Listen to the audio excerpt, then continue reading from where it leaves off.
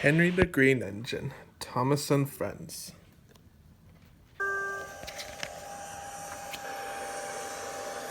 Coal. I suffer dreadfully, and no one cares.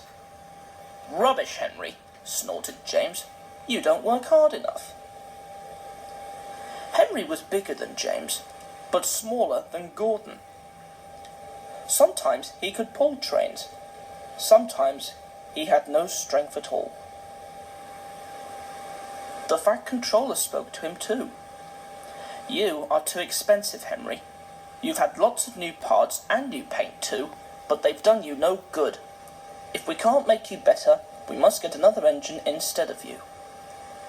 This made Henry, his driver, and his fireman very sad. The Fat Controller was waiting when Henry came to the platform. He had taken off his hat and coat and put on overalls. He climbed to the footplate and Henry started. Henry is a bad steamer, said the fireman. I build up his fire, but it doesn't give enough heat. Henry tried very hard, but it was no good. He had not enough steam, and they stopped outside Edgewood Station.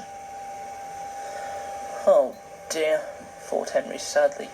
I shall have to go away.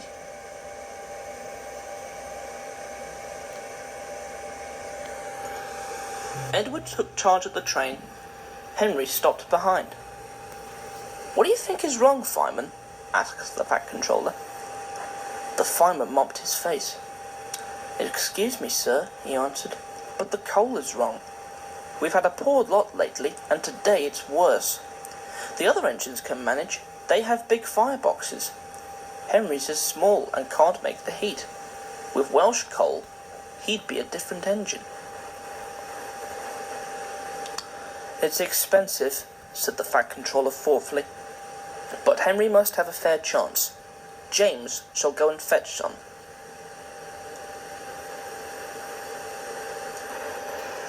When the Welsh coal came, Henry's driver and fireman were excited. Now we'll show them, Henry, old fellow. They carefully oiled all his joints and polished his brass till it shone like gold.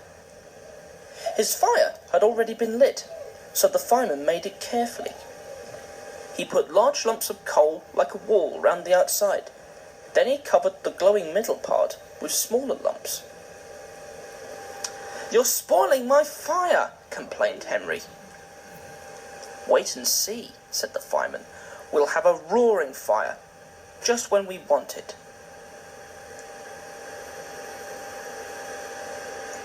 He was right. When Henry reached the platform, the water was boiling nicely, and he had to let off steam to show how happy he was. He made such a noise that the Fat Controller came out to see him. How are you, Henry? Peep, peep, peep, whistled Henry. I feel fine. Have you a good fire, driver? Never better, sir, and plenty of steam. No record breaking, warned the Fat Controller, smiling. Don't push him too hard. Henry won't need pushing, sir. I'll have to hold him back.